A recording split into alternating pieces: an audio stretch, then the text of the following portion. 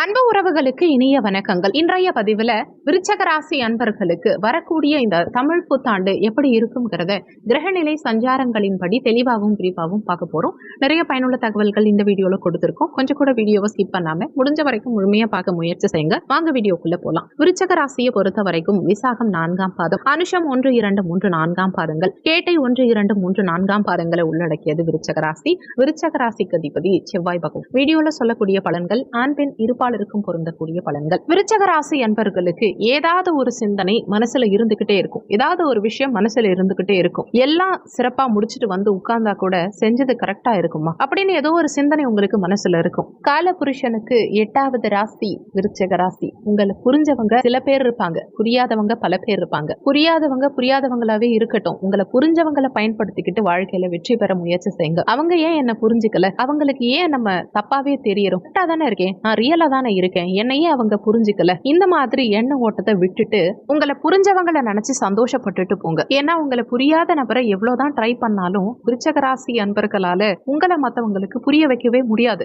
அது உண்மை. அதனால உங்க கூட பயணிக்கிற அன்பான பண்பான பாசமான நபர்கள் யாருங்கிறத அவங்களுடைய செயல்பாடுகளை வச்சு நீங்களே உணர்ந்துக்கோங்க. விருச்சக ராசியிலேயே அதிகப்படியான போராட்டங்களையும் தாக்கங்களையும் ஃபேஸ் பண்ணிக்கிட்டு இருக்கக்கூடிய நட்சத்திரக்காரர்கள் யாருன்னா அனுஷம் நட்சத்திரக்காரர்கள். கடந்த நவம்பர் 2ல இருந்து 2024 நவம்பர் 2ல இருந்தே தற்போது வரை என்ன செய்யறதுன்னு தெரியல, நம்மளை சுத்தி என்ன நடக்குதுன்னே தெரியாம குழப்பத்திலே இருக்கீங்க. உங்க தாயோடைய உடல் ஆரோக்கியம் சார்ந்த விஷயமும் சரி, உங்களுடைய மன அழுத்தமும் சரி, உங்களை அதிகமா டிப்ரெஷனுக்கு கொண்டு போயிருக்கும். அந்த டிப்ரெஷன், கவலை, வருத்தம் எல்லாமே உங்களுக்கு இந்த தமிழ் புத்தாண்டு முதல் வெளியேறி நீங்க மகிழ்ச்சியா செயல்பட போறீங்க. வரக்கூடிய ஏப்ரல் 14ஆம் தேதி முதல், புத்தாண்டு பிறந்த முதல் கிரகநிலைகள் உங்களுக்கு அவ்வளவு சாதகமா சப்போர்ட் வரக்க போறாங்க. சுகஸ்தானத்துல இருந்த சனி பகவான் பெயர்ச்சியாகி பஞ்சமஸ்தானத்துக்கு போயிட்டார். அதாவது அர்த்தாஷ்டம சனி உங்களுக்கு விலகிடுச்சு.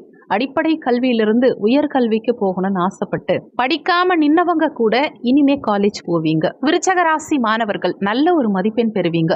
நீங்க எந்த ஃபீல்டில் இருந்தாலும் சரி, எந்த வயதினரா இருந்தாலும் சரி, நீங்க செய்யும் பணிய சிறப்பா செய்து, நீங்க செய்யும் வேலையை உங்களை விட யாரும் பெஸ்டா செய்ய முடியாதுன்னு மத்தவங்க சொல்ற அளவுக்கு அந்த அளவுக்கு சிறப்பா செயல்படுவீங்க. விருச்சக ராசி பெண்கள் தன்னுடைய வாழ்க்கைய ஏண்டா வாழறோம் அப்படிங்கிற எண்ணத்தோட வாழ்ந்துட்டு இருக்கீங்க இல்லையா? நம்மள உடன் பிறந்தவர்கள் புரிஞ்சுக்கல, கணவரும் புரிஞ்சுக்கல, மனைவியும் புரிஞ்சுக்கல அப்படின்னு எல்லாம் வருத்தப்பட்டு இருக்கீங்க இல்லையா? கூட இருக்கவங்க உங்களை புரிஞ்சுக்கலன்னு வருத்தப்படுறீங்க இல்லையா? அந்த வருத்தங்கள் இனி உங்களுக்கு நீங்கும். இந்த புத்தாண்டு முதல் மாற்றம் உண்டு.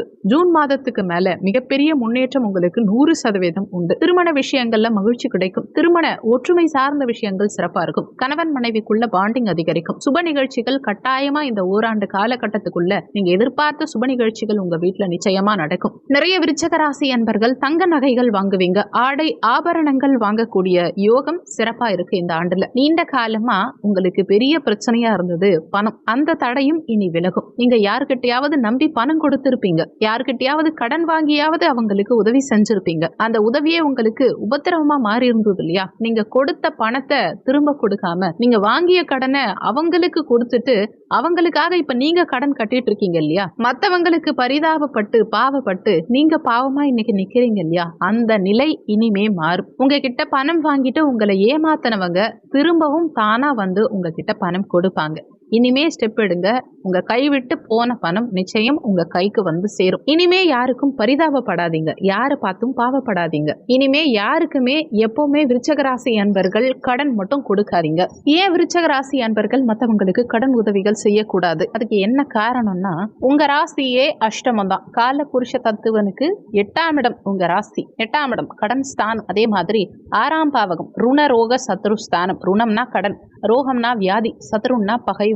உங்க ராசி அதிபதியான செவ்வாயே உங்க ராசிக்கு 6ஆம் ராசி அங்க போய் ஆட்சியாரார். அதுவும் அவருடைய வீடு தானே, மேஷமும். இங்க இருக்க செவ்வாய் தான் அங்க இருக்க செவ்வாயும். உங்க ராசி அதிபதி கடன் ஸ்தானத்துக்கும் அதிபதிங்கிறதுனால நீங்க யாருக்காவது கடன் வாங்கி கொடுத்தீங்கன்னா, அல்லது மத்தவங்க கிட்ட கடன் வாங்கி இன்னொருத்தவங்களுக்கு பணம் கொடுத்தீங்கன்னாலும் சரி, அந்த பணத்தை நீங்க தான் கட்டணும். கொடுத்த பணம் உங்களுக்கு அவ்வளோ சீக்கிரத்துல திரும்ப வராது. அப்படி திரும்ப வருதுன்னா நீங்க நிறைய போராட்டம் பண்ற மாதிரி இருக்கும்.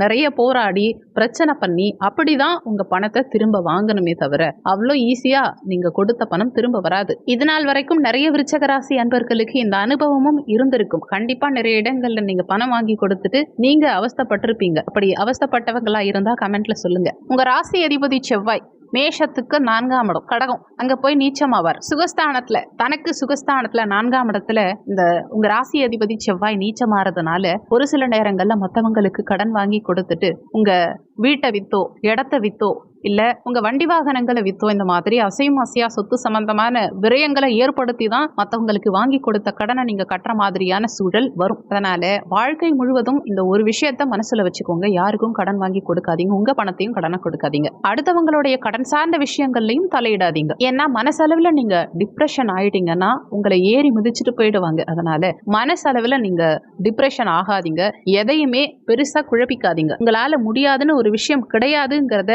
மனசார நம்புங்க. எல்லாரையும் அனைவரையும் ஈர்க்கக்கூடிய ஆற்றல் உங்ககிட்ட இருக்கு. அந்த சக்தி உங்களுக்கு கிரக நிலைகள் ஆட்டோமேட்டிக்காவே கொடுத்திருக்கு. நிறைய ரகசியங்கள், நிறைய திறமைகள் உங்களுக்குள்ளேயே புதஞ்சிருக்கு.